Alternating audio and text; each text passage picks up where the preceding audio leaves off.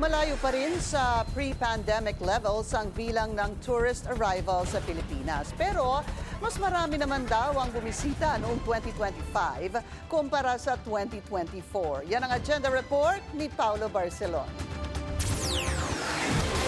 Umabot sa 6.4 million ang dumalaw sa bansa nitong 2025.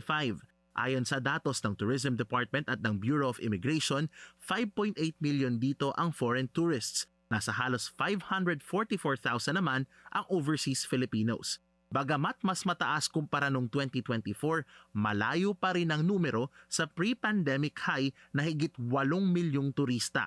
Ayon kay Tourism Secretary Cristina Frasco, 17% ng tourism spending sa bansa ay natataon sa pagkain.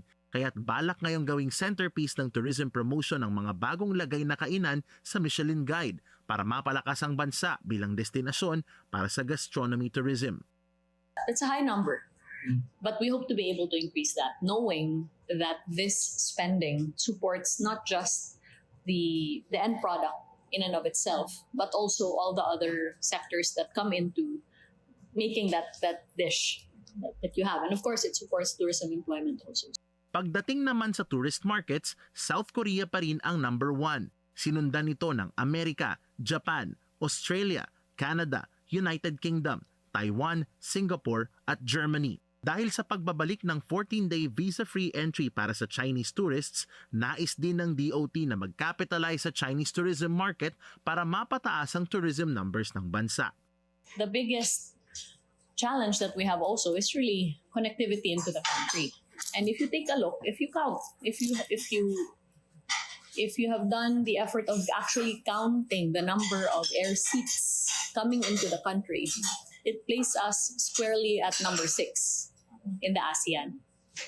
Knowing that, we have been very vocal in terms of articulating with the OTR, CAB, Civil Aeronautics Board, as well as our aviation partners na we need to be able to catch up.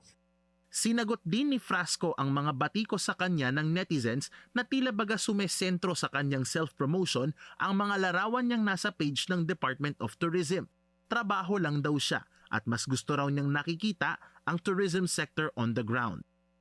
Hindi naman ako tatakbo for any national position. The thing is, I have only ever worked the way I know how, and that is to be present, to be on the ground, to be responsive, to listen when needed, and to act as urgently as possible. Ngayong 2026, umaasa ang DOT na makakapagtap sa mas malalawak na merkado gaya ng Amerika at Middle East sa pamamagitan ng dagdag na flights papuntang Maynila at Cebu.